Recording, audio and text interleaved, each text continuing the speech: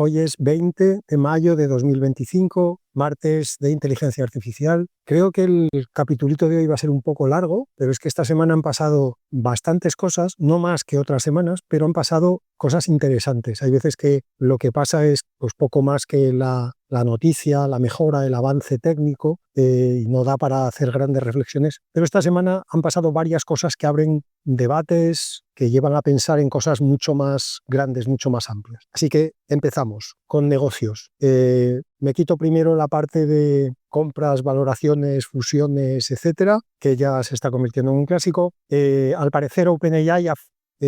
cerrado finalmente la compra de Windsurf. Windsurf es una especie de cursor, un agente de código, y ha cerrado la compra por $3.000 millones, con la frase al final que no falte de nada. OpenAI, yo creo que como todo el mundo, siguen la situación esta de es una solución en busca de un problema. Y entonces pues están buscando problemas que solucionar. Y como parece que ya empieza a estar claro que programar, aunque no sea hacer toda la programación, pero como mínimo la programación más básica, el boilerplate y toda la parte de programación que acaba repitiéndose una y mil veces en cualquier proyecto, pues parece ser que esa parte la hace cada vez mejor. Y por otro lado, supongo que Cursor era demasiado caro, con lo cual han ido a la segunda opción en tamaño, que es Windsurf, y a partir de ahí, con $3.000 millones, todo se arregla mucho más rápido. Lo curioso es que esta misma semana Windsurf ha presentado sus primeros modelos propios para desarrollo de software, los ha llamado SWE-1. SWE son las iniciales, como sabéis, de Software Engineering. Supongo que por eso han elegido este nombre para el modelo. Y según ellos es un modelo que no solo produce código, sino que lo que intenta es ser un asistente, cito palabras textuales, en el workflow de desarrollo. Es decir, ser como una especie de ayudante que tú tienes ahí permanentemente, al que le puedes pedir que te produzca código, que te lo teste, que te sugiera mejoras, que te busque bugs, en fin, una especie de compañero que tienes sentado al lado de la silla permanentemente. Y digo que, por un lado, esta semana Windsurf ha presentado estos primeros modelos propios, pero es que además también esta semana OpenAI ha presentado Codex, que es su primer agente para ingeniería de software, es decir, muy parecido por la descripción a estos mismos SWE de Windsurf. No sé si es que eso también es una de las cosas que han atraído a OpenAI, el ver que Windsurf estaba yendo por la misma dirección y por lo tanto vamos a aunar esfuerzos, o si esto ya lo tenían bastante maduro, han preferido no parar el lanzamiento, pero a partir de ahora se van a centrar en el desarrollo de uno de los dos. Lo veremos. La segunda de negocios tiene que ver con una pequeña espina personal que me saco, porque los que llevéis más tiempo escuchando el podcast me habréis oído quejarme muchas veces, amargamente, que es como uno tiene que quejarse para dar más pena, de que en el campo de inteligencia artificial, mira que ya llevo unos años, creo yo, con el podcast, y siempre digo que veo que esto cada vez más se parece a un partido de ping-pong entre Estados Unidos y China, que Europa se está quedando, pero vamos, lamentablemente atrás, con Mistral y poco más, y que ya desde luego en España es como si los monegros de inteligencia artificial se hubieran extendido por toda España, se hubieran adueñado del país. No hay nada. Bueno, pues esta semana me he podido sacar un poquito esa espina porque se pusieron en contacto conmigo a través del podcast la gente de Baobab Soluciones, que es una empresa española, una empresa que además no es precisamente nueva, no son los 4 tíos en un garaje que han visto que esto de la inteligencia artificial generativa los podía hacer millonarios y llevan 6 meses haciendo pruebecitas. Es una empresa que tiene ya un recorrido y que se dedica a utilizar inteligencia artificial, sí, pero en general herramientas de análisis matemático para solucionar problemas reales, problemas de negocio, y tienen ya su portfolio de proyectos y de clientes con los que han desarrollado algunas soluciones que algunas de ellas realmente cuando me las contaban me parecían espectaculares. Me ha alegrado varias cosas. Lo primero, saber que existen. Me ha alegrado saber que había una empresa que está desarrollando soluciones, como digo, no solo de inteligencia artificial, pero también de inteligencia artificial como una herramienta más de análisis matemático. Y me ha alegrado, como decía, saber que no es simplemente un grupito de gente que se sube al carro de la inteligencia artificial generativa, que no tengo nada en contra de los que lo hacen. Yo creo que la inteligencia artificial generativa todavía nos tiene que dar, además de las que ya nos ha dado, grandes alegrías y que tiene todavía mucho terreno por conquistar. Pero en el caso de Baobab me gusta que tiene un approach mucho más amplio. Es decir, no intentan convencer a nadie de que la inteligencia artificial generativa es el bálsamo de Fierabras que soluciona todos los problemas y sobre todo que es la mejor solución para todos los problemas, sino que usan una visión mucho más amplia y buscan la mejor solución para cada problema. A veces esa mejor solución es muy compleja y requiere redes neuronales o inteligencia artificial generativa o lo que sea, y a veces requiere una solución más, entre comillas, simple, a pesar de que, como os digo, los casos que me contaron de simples tenían poco,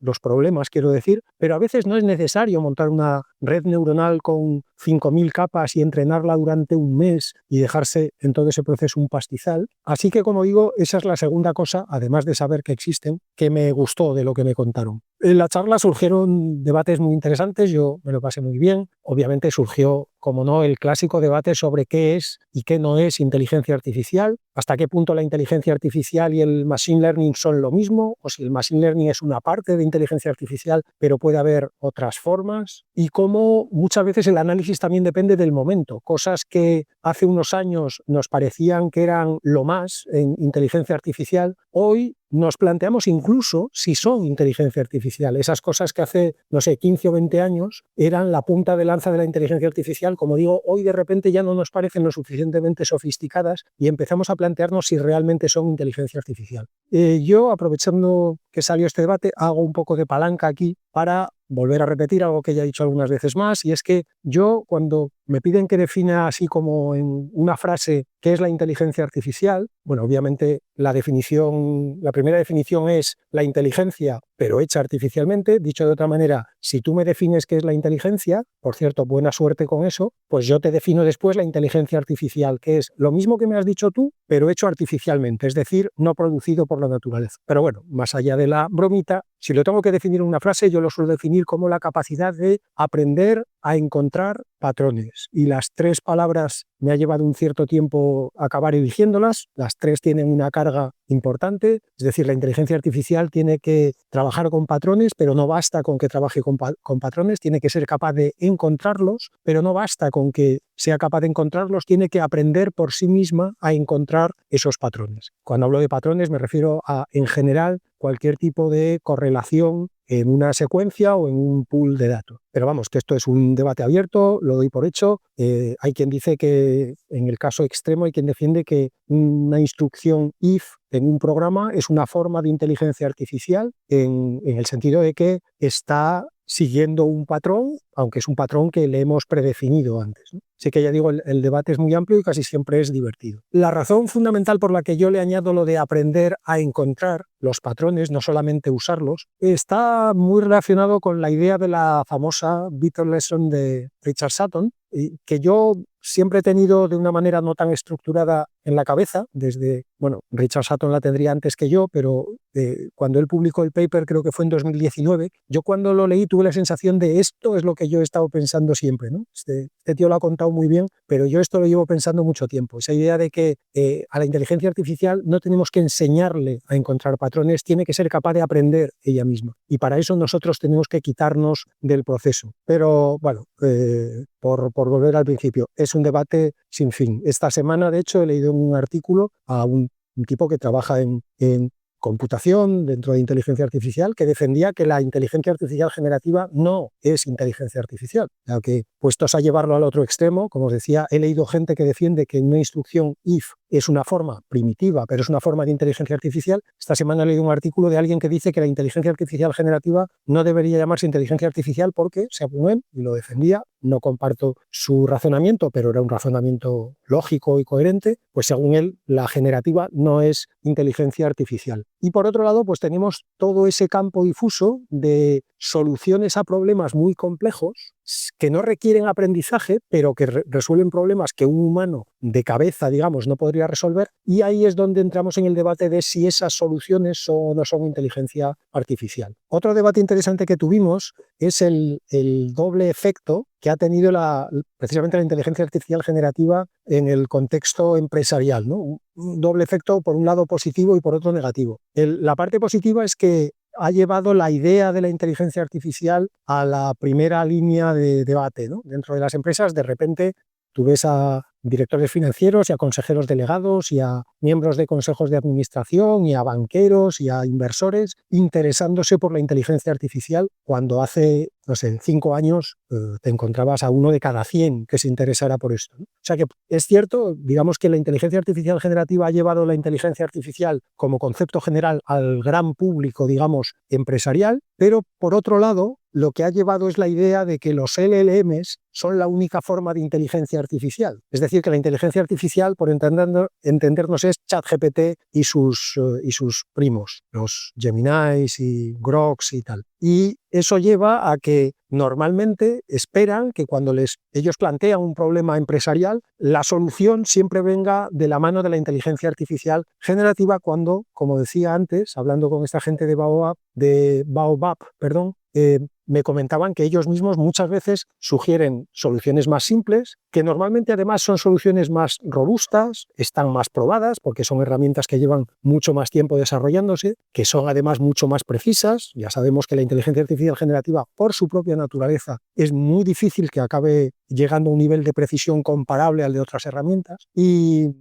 me mencionaban que en algún caso, incluso cuando ellos planteaban una solución que no utilizaba inteligencia artificial generativa o que ni siquiera utilizaba, por ejemplo, redes neuronales, pues que en algún caso les ha pasado que el cliente se quedaba un poco decepcionado, ¿no? Como diciendo, no vais a utilizar redes neuronales entonces para esto. Y me decían de broma que ellos lo que le contestaban al cliente es, si quieres usamos redes neuronales, pero va a ser mucho más caro, porque desarrollar una red neuronal es mucho más complejo y entrenarla va a llevar mucho más tiempo y mucho más recursos y por lo tanto mucho más coste. Pero oye, si tú tienes el capricho, nosotros te utilizamos redes neuronales, si tú las pagas no hay ningún problema. A ver, en descargo de las empresas que esperan soluciones muy vistosas, hay que decir que muchas veces, y también lo comentábamos en la reunión que tuvimos, muchas veces las empresas intentan matar 2 pájaros de un tiro. O sea, tú por un lado tienes un problema de negocio que quieres resolver, por otro lado, pues oye, no te viene nada mal que si resuelves ese problema utilizando un LLM o utilizando una red neuronal profunda, pues mira qué bien que además vas a poder hacer una campañita de imagen con tu gente de publicity, con tu gente de PR, para que de repente en los medios y en los círculos donde a ti te interesa que se sepa, se empiece a decir, fíjate los de la empresa tal, que ya están incorporando inteligencia artificial en su empresa. Y esto no es nada malo, no es decir, ay madre mía, cómo son las empresas. Hay una parte de imagen que tú como empresa tienes que controlar y tienes que construir. Así que si en un proyecto puedes usar la solución al problema como además de eso una herramienta de construcción de imagen, pues como decía antes, matas 2 pájaros de un tiro. Así que a veces no es simplemente usar la herramienta más compleja porque te sobra el dinero y lo quieres gastar, sino porque lo ves como, bueno, pagando un poco más, utilizando una herramienta un poco más cara, a lo mejor lo que estoy haciendo realmente es ahorrarme una campaña de publicidad o una campaña de imagen. Porque, seamos realistas, yo a veces lo digo con cierto tono irónico, pero más allá de la broma, es algo que a veces es necesario, porque los accionistas de una empresa, los inversores de una empresa, no son expertos en todo, no tienen por qué ser expertos, en este caso, en inteligencia artificial, y muchas veces tú desde dentro de la empresa recibes el mensaje del consejo de administración, de los accionistas principales, de que están preocupados porque te estás quedando atrás en algo o porque no estás aprovechando la ola de no sé qué que ahora está llegando. Porque a ellos también les influye el ambiente y ellos también viven en el mundo en el que vivimos todos y leen las noticias que leemos todos. Entonces, a veces tienes que hacer ese ejercicio interno de decir, voy a resolver este problema, primero porque lo tengo que resolver y segundo porque la manera de resolverlo me ayuda a tranquilizar a mi consejo de administración o a mis inversores o a mis accionistas, porque sinceramente muchas veces esa preocupación lo único que hace es hacerte todavía más difícil tu trabajo. O sea que a veces es mejor dedicar un poquito de tiempo a calmar las aguas, porque eso va a hacer que después puedas trabajar mejor en lo realmente importante. Esto lo hemos hecho todos, se seguirá haciendo porque, como digo, es inevitable. Uno no puede esperar que los agentes, digamos, que dirigen el dinero en la empresa, sean expertos en todo y que por lo tanto cada vez que aparece algo ellos ya sean auténticos maestros en eso, no necesiten ningún tipo de explicación, se tranquilicen desde el principio. Eso no pasa ni con la inteligencia artificial ni con ningún otro avance tecnológico o no tecnológico que de repente llega al mercado. Esto pasó en su momento con las criptomonedas, con el blockchain en general, pasó con las redes sociales, antes de eso pasó con los móviles, antes de eso pasó con Internet y siempre ha pasado. Se genera un nerviosismo y desde dentro, cuando tú estás dentro de la empresa, también tienes que gestionar ese nerviosismo porque si no, los consejeros y los inversores cada vez que te cruzas con ellos por el pasillo, ya sabes que lo único que van a hacer es preguntarte por el monotema. En fin, cierro el punto este que quería hacer sobre Baobab. Me he alargado un poquito, pero como os decía, es una de esas cosas que han pasado esta semana que abrieron debates muy interesantes. Como decía antes, ellos me contaron algunos casos reales, algunos casos prácticos. No tengo tiempo en el podcast para contar todo y para contar los detalles. Como digo, sinceramente me impresionó lo que hacen y quería al menos mencionarlos. Cuando me quejo amargamente de que no encuentro nada de relacionado con inteligencia artificial en España, pues creo que también es justo dedicarle un tiempo a, por lo menos, lo que voy encontrando y que además en este caso me ha parecido interesante. Os dejo el enlace a su web en las notas, pero vamos, ya os digo que es baobabsoluciones.es. Sigo con más cosas de negocio y las que vienen ahora vienen un poquito hiladas. Son varias noticias, pero vais a ver que van todas yendo de una manera natural de una a otra. Para empezar, Johnson & Johnson, el holding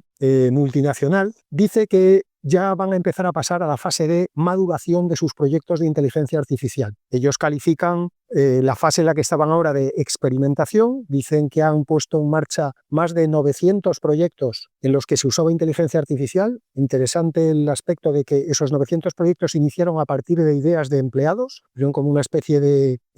no sé si concurso o lista abierta de ideas sobre tareas o funciones o proyectos de la empresa en las que se podía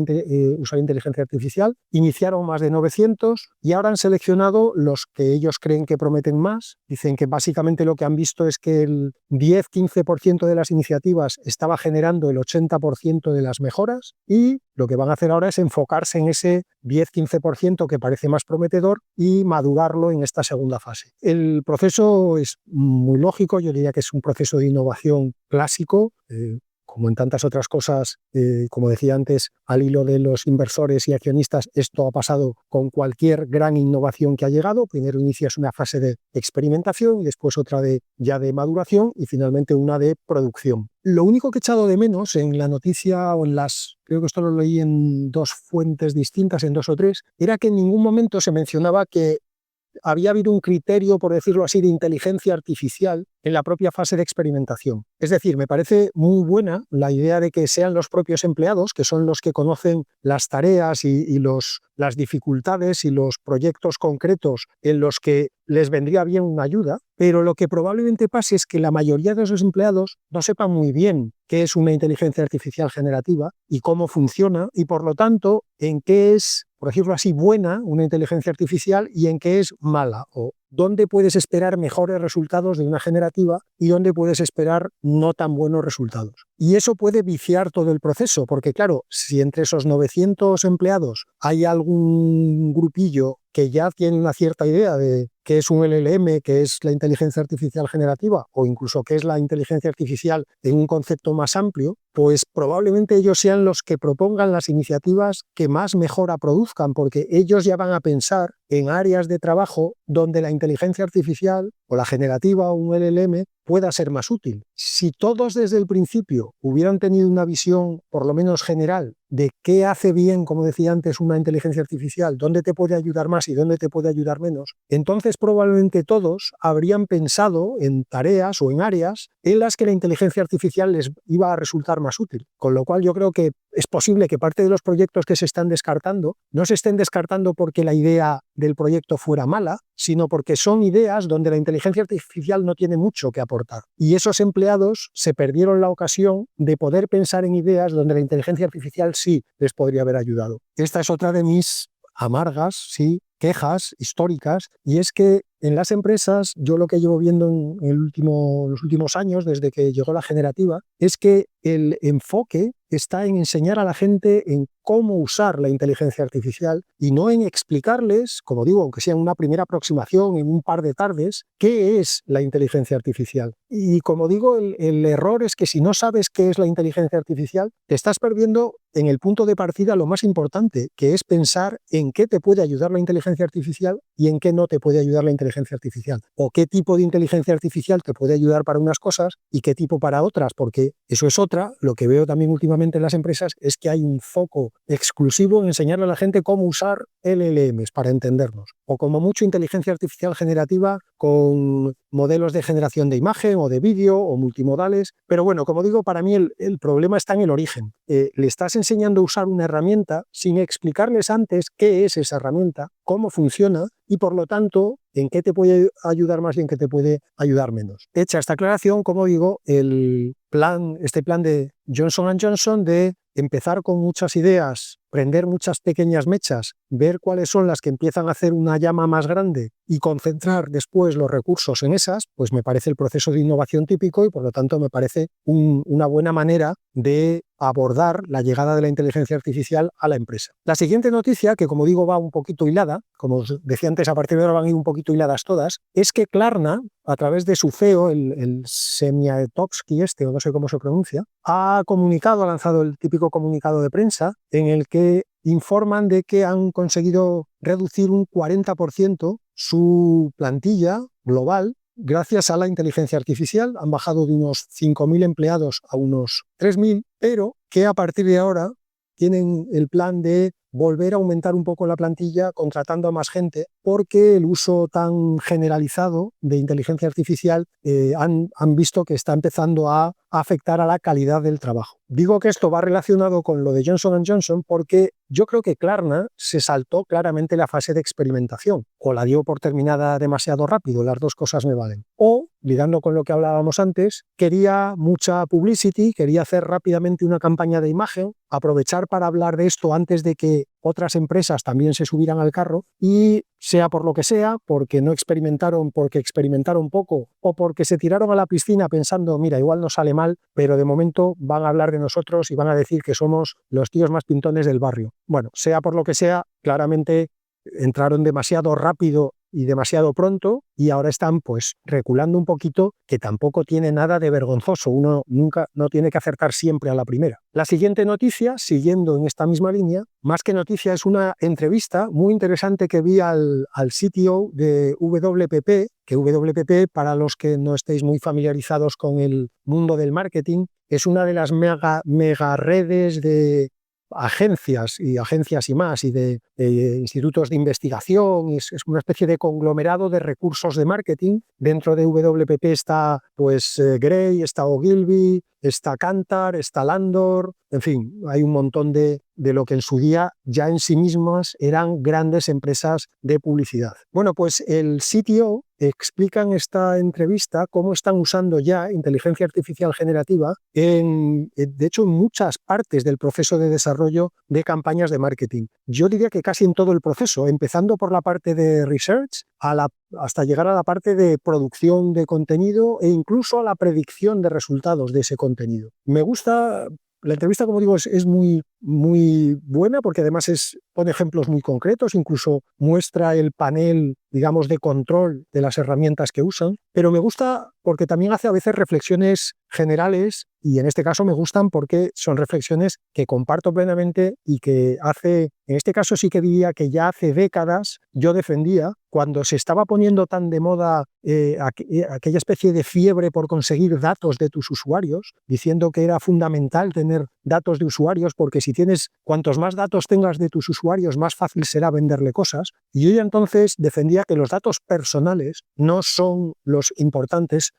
son los datos contextuales. Me ha gustado mucho ver al CTO de WPP diciendo exactamente lo mismo y además con esas palabras, que el contextual data es más importante que el personal data. Como digo, lo comparto, me he llevado una pequeña alegría interior, que siempre viene bien, pero la realidad, como también dice este tío, es que las empresas, él mismo dice que no sabe muy bien por qué, pero las empresas se han convencido de que lo que tienen que hacer es acumular datos personales. Él pone un ejemplo muy tonto, pero creo que ilustra bien esto de los datos contextuales y los personales, y es que tú, para venderle un helado a alguien, es mucho más importante saber qué temperatura hace en el lugar donde esa persona está ahora que saber cuántos hijos tiene en casa. Porque por muchos hijos que tenga en casa, si en ese momento hay 20 grados bajo cero fuera, va a ser muy difícil que le vendas un helado. Y aunque no tenga hijos en casa, si fuera hace 40 grados, va a ser muy fácil venderle un helado. Y te da igual saber cómo se llama y la edad que tiene y su situación familiar y el segmento socioeconómico al que pertenece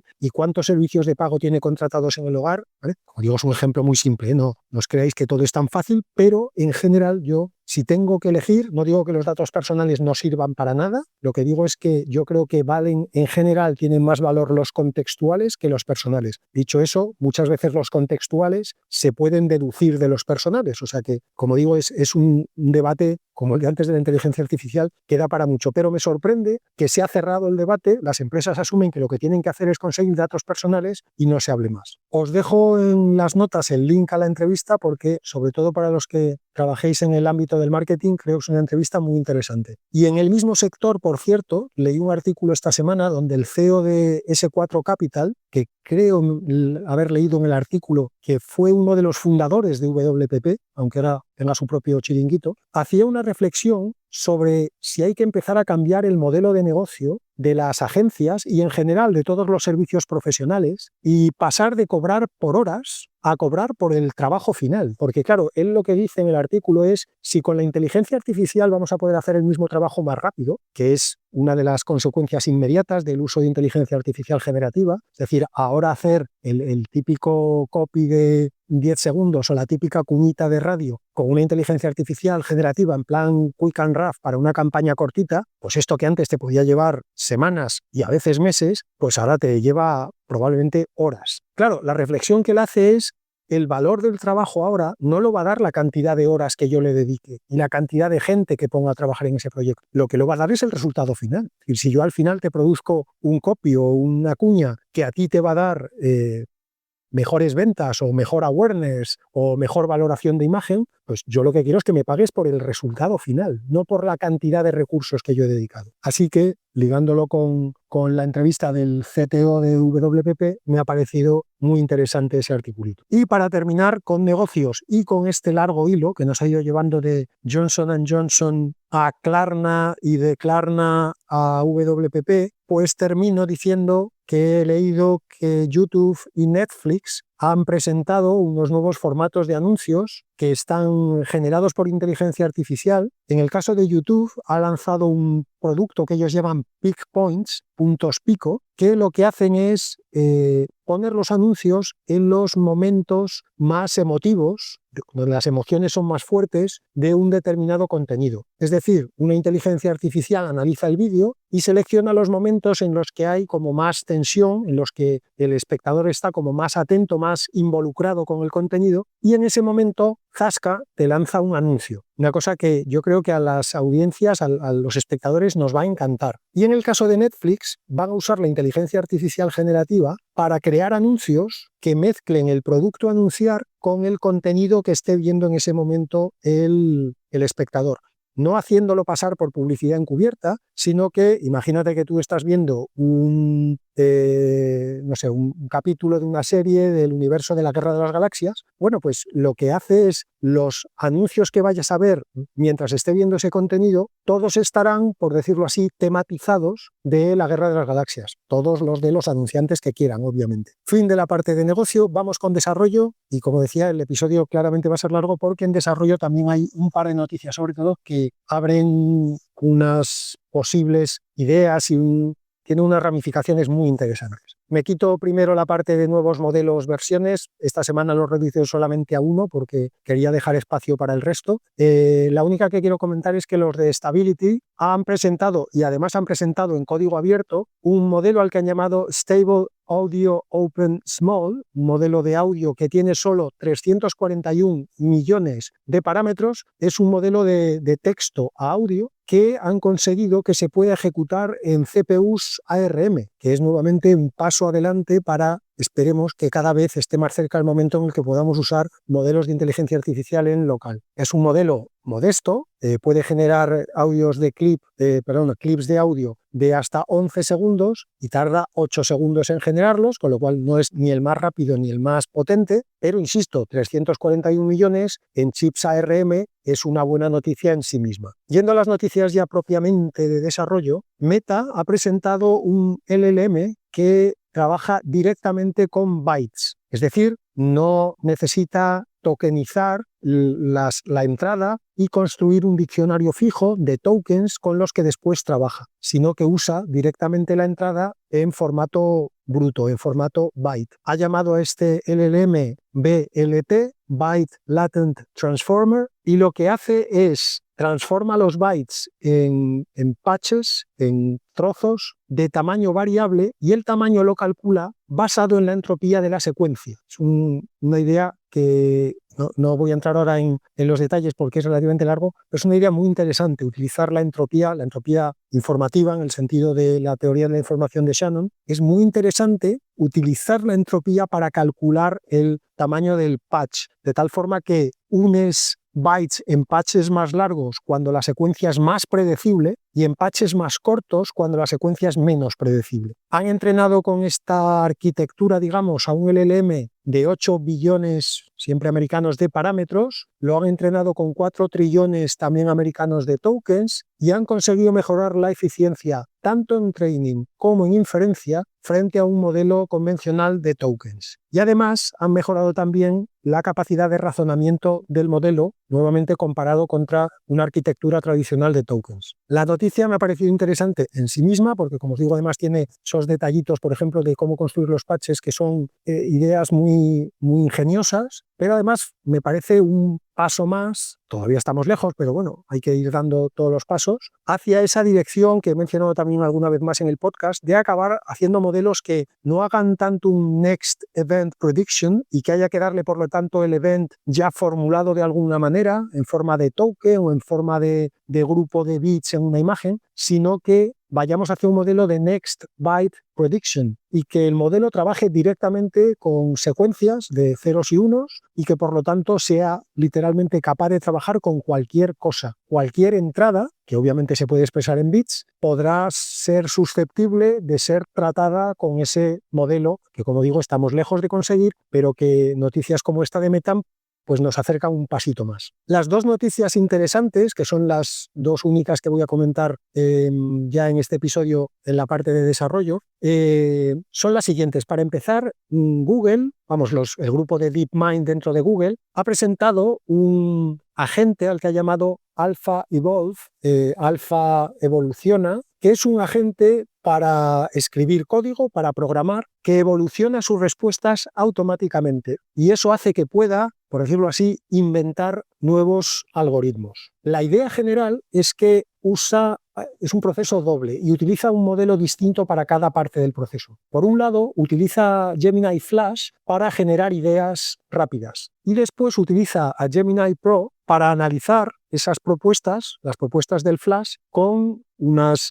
supongo que con unos prompts especializados a los que llama evaluadores, que lo que hacen es dan feedback y devuelven la propuesta inicial con el feedback al Gemini Flash para que la revise, proponga otra idea, la pase a los evaluadores y entonces entramos en un bucle de feedback que hace que la idea vaya mejorando en cada paso. Más que por el hecho de que pueda innovar en sí mismo, la innovación es otro concepto discutible, lo que realmente me ha llamado la atención de esta noticia y lo que me ha parecido que abre un campo más interesante es la idea de usar un modelo evolutivo, que es algo que por otro lado ya he visto en algunos artículos y en algunos papers más y que he comentado en el podcast y que nuevamente, por la famosa Bitter Lesson de Richard Sutton, yo creo que es el camino correcto para seguir desarrollando inteligencia artificial, sobre todo para intentar desarrollar inteligencia artificial que algún día sobrepase a la inteligencia artificial humana. Es decir, no tenemos que intentar enseñarle al sistema, lo que tenemos que hacer es darle al sistema un mecanismo, un entorno, una arquitectura que haga que el sistema pueda aprender solo y obviamente pagarle los megavatios que va a consumir durante todo ese proceso, que sí va a ser mucho más largo, mucho más complejo, mucho más intensivo que si le enseñamos directamente las reglas. Pero llega un momento en el que cuando ya estamos cerca de sobrepasar el nivel de inteligencia humana, que nosotros sigamos interviniendo en el proceso no es una ventaja, sino que es una limitación para el modelo. Esto de los modelos evolutivos, de los algoritmos evolutivos en general, ya puestos aprovecho la noticia para hacer un refresco de conceptos generales de inteligencia artificial, no es algo nuevo, como sabéis todos los que llevéis un cierto tiempo en esto. El concepto de algoritmos evolutivos, pues como las redes neuronales, tiene más años que la puerta, y la idea se basa en seguir el mismo proceso que sigue la evolución natural. Es decir,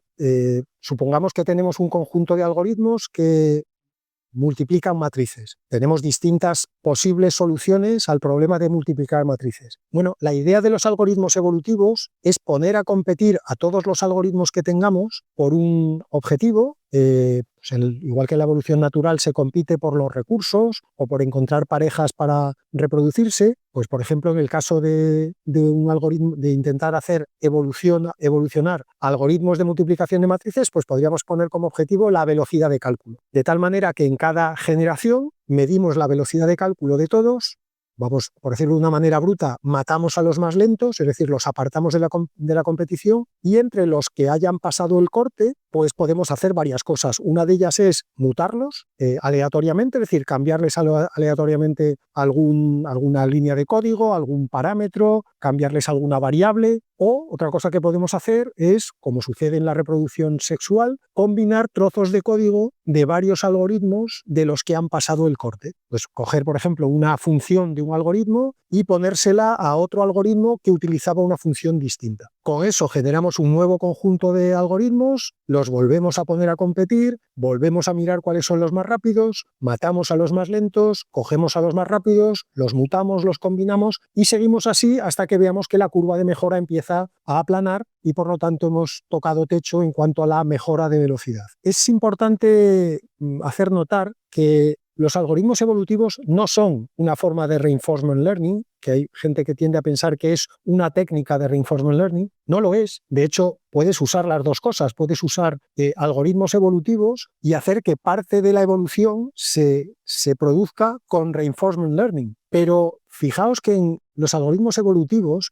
cada algoritmo no aprende o no mejora en cada evolución por aprendizaje propio, sino que simplemente pasa de generación o no pasa de generación. Digamos que o sobrevive o muere. Y las mejoras se producen haciendo cambios aleatorios, o a veces dirigidos, pero normalmente aleatorios, entre los supervivientes. Luego no hay realmente un learning, no sé, ni reinforced ni no reinforced. No hay un aprendizaje en el proceso. Hay simplemente una mejora aleatoria, una mejora que se produce por aleatoriedad. Una vez más, yo como sutoniano del séptimo día que soy, creo que realmente conseguiremos grandes avances en algoritmos evolutivos cuando nosotros nos quitemos del proceso, es decir, cuando dejemos que realmente las mutaciones y las combinaciones que se hagan en cada generación sean aleatorias. Pero, a ver, yo también vivo en el mundo y es obvio que dejar que las combinaciones sean siempre aleatorias es muchísimo más caro, porque vas a tardar muchísimo más en conseguir alguna mejora. Así que sí, mientras haya que pagar la factura de la luz, pues el dirigir la evolución nos ahorra un montón de dinero, pero desde un punto de vista, digamos, de desarrollo puramente teórico, yo creo que los algoritmos evolutivos verán su momento de esplendor cuando podamos bajar los costes lo suficiente como para dejar que la evolución sea igual que la evolución natural, es decir, aleatoria. Cierro este rápido, no tan rápido paréntesis que he hecho sobre conceptos generales y volvemos a este AlphaEvolve de DeepMind, porque no solamente usa esta mecánica evolutiva de proponer una solución, mejorar la solución, devolvérsela al primero para que incorpore la mejora en la idea original y seguir con ese bucle hasta que lleguemos a la mejor solución posible, sino que además el AlphaEvolve, según menciona Google, es capaz de hacer esto con proyectos completos de software. No estamos hablando de que le puedes dar una función que te mejore o, no sé, 50, 100 líneas de códigos, sino que básicamente tú le das un código que tengas y que quieras mejorar y puede ser, de hecho mencionan que puede estar escrito en cualquier lenguaje de programación y, como digo, puede tener el tamaño de un proyecto completo de software. No especifican exactamente de cuántas miles o millones de líneas de código estamos hablando, pero supongo que en Google, cuando hablan de un proyecto completo, ellos saben bien el tamaño y la enjundia que tiene un proyecto completo de software. Si no lo saben en Google, desde luego, apaga y vámonos. Pues incluso con grandes proyectos de software y, como digo, escritos en cualquier lenguaje, AlphaEvolve es capaz de probar miles de mutaciones en ese proceso de evolución. En concreto, en el paper de DeepMind mencionan que ellos han probado el sistema con más de 50 problemas de matemáticas, problemas de estos, lo que se llaman problemas abiertos, y mejoró o igualó la mejor solución conocida por la humanidad en el 75% de los casos. En el 75% de los casos igualó la mejor solución conocida y en el 20% consiguió mejorar la mejor solución conocida por la humanidad. A esto se refiere Google cuando en el paper dice que AlphaEvolve es capaz de innovar, es decir, puede producir soluciones no contenidas en su training. Y en este caso, además, es muy fácil saber que esas soluciones no están contenidas en su training porque son soluciones que nunca ningún matemático había desarrollado en la historia de la humanidad. Por ejemplo, uno de los problemas en los que ha conseguido mejorar es el algoritmo de Strassen, que yo sinceramente no conocía por este nombre. Es un algoritmo que se formuló en 1969 para multiplicar matrices y que en principio conseguía llegar al máximo de optimización en la multiplicación de matrices. Bueno, pues AlphaEvolve cogió el problema de multiplicar matrices, en este caso matrices 4×4, y encontró un algoritmo que es un 2% más rápido que el límite que se había establecido en ese algoritmo de Strassen, que llevaba casi 60 años sin ser mejorado por nadie. Y AlphaEvolve ha conseguido mejorarlo ya no en 60 años, sino no sé si en 60 horas, pero desde luego no en mucho más. Esto, por cierto, nos lleva a un bonito ejemplo de recursividad, porque resulta que con mejoras de este tipo, como esta de multiplicación de matrices, AlphaEvolve consiguió rediseñar algunos kernels de Gemini y con todas las mejoras ha conseguido aumentar un 23% la velocidad de esos kernels, que se traducen en una reducción del tiempo total de training de un 1%. Ya hemos comentado muchas veces, y sabréis vosotros también, el nivel de inversión que hablamos para cualquier modelo de lenguaje, con lo cual reducir un 1% el training es una auténtica burrada. Se calcula que aproximadamente por cada ciclo de entrenamiento que consigues evitar, te ahorras $750.000. Y eso solamente en el pre-training, sin contar fine-tunings, post-trainings y demás. Así que AlphaEvolve, que utiliza Gemini Flash y a Gemini Pro, ha encontrado una manera de mejorar el training de Gemini Flash y de Gemini Pro. El hecho de que AlphaEvolve trabaje sobre todo con problemas de código y con problemas matemáticos no solo no es una limitación, sino que es una ventaja, porque ya sabemos de bastantes papers que se han publicado al respecto que los modelos que son buenos en código y en matemáticas generalizan mejor a otros dominios que los modelos que se entrenan originalmente en otros dominios directamente. Y la última noticia de desarrollo es que la Universidad de Londres ha presentado un paper muy interesante donde muestran que entre modelos de lenguaje, entre LLMs, también emergen automáticamente, como pasa entre los humanos, convenciones sociales, sesgos colectivos que se imponen a los sesgos individuales y también se observa el fenómeno de que minorías, por decirlo así, guerrilleras, pueden acabar imponiendo sus criterios a las mayorías tranquilas. El paper, como digo, es muy interesante, os dejaré también el link en las notas. Lo que han hecho básicamente es poner a un grupo de LLMs a jugar por parejas a un juego donde los dos LLMs tienen que elegir una palabra de un pool de palabras limitado que se les pone, y si los dos eligen la misma palabra, los dos ganan, es decir, los dos consiguen puntos, y si eligen una palabra distinta, pues los dos pierden puntos. Cada vez que juegan, tienen acceso al histórico de las partidas anteriores entre ellos, para que puedan intentar predecir qué palabra va a elegir el otro y por lo tanto ellos intentar elegir la misma y así ganar. Como digo, es un grupo de varios agentes, aunque solo compiten de 2 en 2, hay más de 2 agentes, pero no se les dice que hay más de 2 agentes. Ellos cada vez que se enfrentan a uno, ellos no saben si hay más o menos o si son los 2 únicos. Bueno, pues lo curioso es que a pesar de que solo se enfrentan de 2 en 2, el juego siempre termina con una convención aceptada por todos los agentes. Es decir, llega un momento en el que todos los agentes eligen la misma palabra, aunque no todos juegan juntos y nunca han jugado juntos y nunca van a tener que jugar juntos. Y no solo eso, cuando inicias el juego y fuerzas en algunos agentes individuales un sesgo hacia algunas palabras, lo que acaba viéndose es que esos agentes individuales tienden a ceder su sesgo y tienden a aceptar el sesgo colectivo. Es decir, si los agentes, por decirlo así, ven que hay palabras más populares que las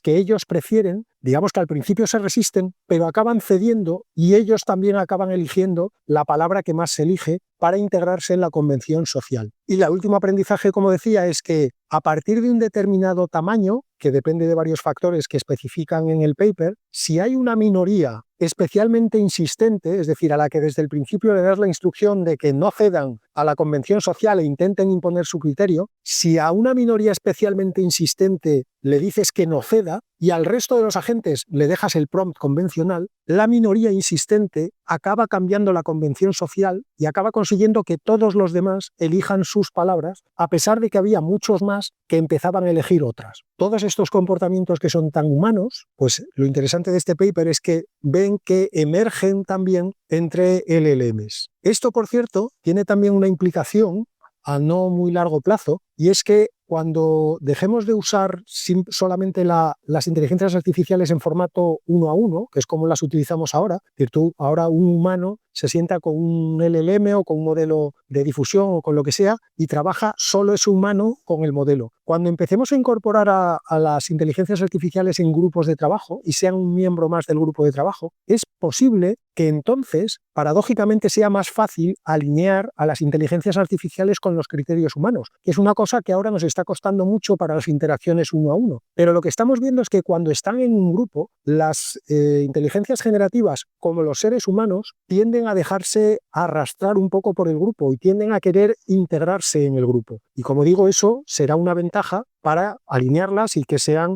pues, quitarnos un poco el miedo este que tienen algunos de que nos quieran dominar y quieran matarnos a todos. Y cierro con las pildoritas, a ver si las puedo hacer rápido. Google ha anunciado que va a seguir extendiendo Gemini para sustituir a su asistente, no solo en móviles, sino en todo lo que se mueve, en smartwatches, en televisiones, en coches, en los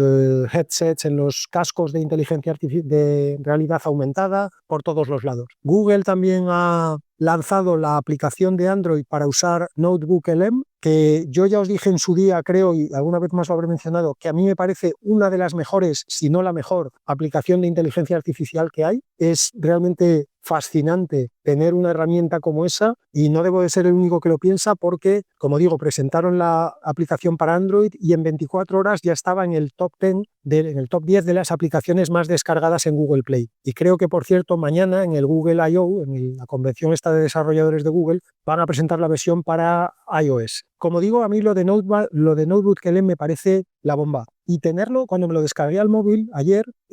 tuve una sensación parecida a la que tuve la primera vez que usé no solamente Internet, sino antes de eso, la primera vez que me conecté a una BBS en los primeros años 90, tuve esa sensación de, ostras, tengo todo esto a mi disposición, tengo todo este conocimiento a mi disposición y ya lo voy a tener aquí siempre que quiera, voy a poder conectarme a esta BBS o a esta otra BBS o a esta otra, no solamente por conocimiento, por recursos de información, pero también para pasar el rato, por ocio, para comunicarme con gente. Y por supuesto, cuando llegó Internet tuve esa misma sensación. Pues cuando vi el NotebookLM en el móvil, volví a tener esa sensación de, madre mía, lo que tengo en el móvil. O sea, de repente tengo la capacidad de analizar y de aprender de una manera detallada sobre lo que quiera, incluso sobre cosas de las que no tengo ni la más remota idea. Tengo ahora mismo una herramienta que me va a permitir aprender de cualquier cosa y la tengo en el móvil. Enciendo el móvil y lo tengo ahí. Es una sensación rara, es una sensación, como digo, que me recordó a aquella primera sensación con las BBS y después con Internet de, madre mía, tengo toda la información y todo el conocimiento del mundo a mi disposición. Siguiente pildorita, la Universidad de Washington ha desarrollado unos cascos, unos auriculares con inteligencia artificial que permiten traducir simultáneamente a varios interlocutores que incluso pueden estar hablando en distintos idiomas entre ellos y además mantiene la percepción espacial de dónde viene cada una de las conversaciones. De momento funciona con español, alemán y francés, además de con inglés, y tiene de momento un delay de entre 2 y 4 segundos, lo que no lo hace todavía usable, obviamente, en entornos reales, pero es un paso muy grande, sobre todo porque además no requiere muchos recursos. El modelo tal como lo tienen ya se puede ejecutar en un chip M2 de Apple. Otra pildorita, la startup china Xingyi AI, Xingyi escrito SYNYI, ha lanzado lo que ellos presentan como la primera clínica médica con médicos que son exclusivamente modelos de inteligencia artificial. La han lanzado en Arabia Saudí y en estas clínicas los pacientes van y son atendidos directamente por una inteligencia artificial. De momento trata solamente problemas de lo que podríamos clasificar aquí como de medicina primaria, de medicina básica, y en esta fase todavía de pruebas, al final un médico humano tiene que firmar el diagnóstico y el tratamiento que recomienda el modelo de inteligencia artificial porque la ley en Arabia Saudí, entiendo que a día de hoy exige que un médico te firme un tratamiento. El plan de estos de Xingyi AI es obviamente abrir más clínicas, tratar cada vez más enfermedades e idealmente acabar prescindiendo del médico humano, insisto, en los problemas más básicos. Supongo que no están pensando en operar a nadie, recomendarle a alguien que se opere a corazón abierto con el criterio de ChatGPT, que todos sabemos que a veces patina y a ver si va a patinar con eso. Siguiente pildorita, Microsoft ha presentado una arquitectura, un framework, no sé cómo llamarlo, al que han nombrado Discovery at Build, descubrimiento en construcción, en fabricación, estas traducciones siempre son complicadas, que es una plataforma, llaman ellos, enfocada específicamente a acelerar la investigación científica. La idea es que trabaje con los científicos en el diseño de experimentos, en la ejecución de los experimentos y que acelere idealmente el proceso de años, pues a esperemos que semanas o idealmente días o idealmente horas. Debe de tener buena pinta porque empresas como GSK, Stelloder, Nvidia, pues ya están entre la lista de clientes que Microsoft ha anunciado que van a empezar a utilizar este Discovery at Build. Y como última pildorita, que también me sirve como reflexión sobre estas dos últimas noticias de inteligencia artificial en el ámbito médico, he leído un artículo muy interesante de un tipo que trabaja en investigación médica y que se está interesando mucho por la aplicación de la inteligencia artificial al avance y a la investigación en medicina. El problema que él está detectando, dice, y en fin, a falta de otro criterio mejor me fío de lo que él dice, es que lo que ve es que solamente se publican los estudios donde la inteligencia artificial, digamos que sale bien parada.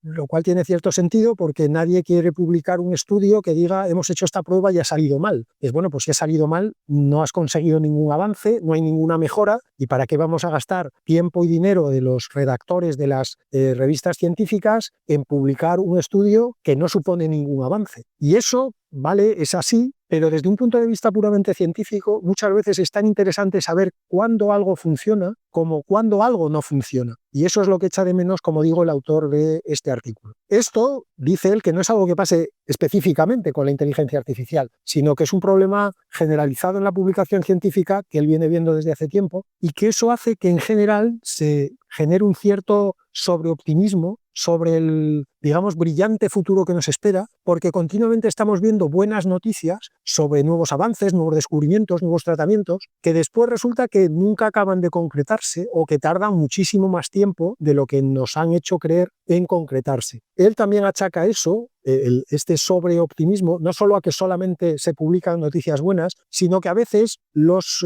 papers están un poquito engordados, el que los propios autores pues muchas veces hacen un poquito de cherry picking o usan bases de comparación muy pequeñas o poco representativas o muestras estadísticamente no significativas. Es decir, digamos que en lo que nota es que hay una gran receptividad a las buenas noticias y por lo tanto a veces no se es muy riguroso cuando hay una buena noticia detrás, y como por otro lado nunca se publican las malas noticias, pues esos dos efectos combinados, según él, hacen que tengamos una expectativa en el ámbito médico, insisto, no solo en la inteligencia artificial, pero también en la inteligencia artificial, una expectativa que no se corresponde con lo que después la realidad nos demuestra que acaba pasando. Eso ha sido todo por hoy, hasta el martes que viene.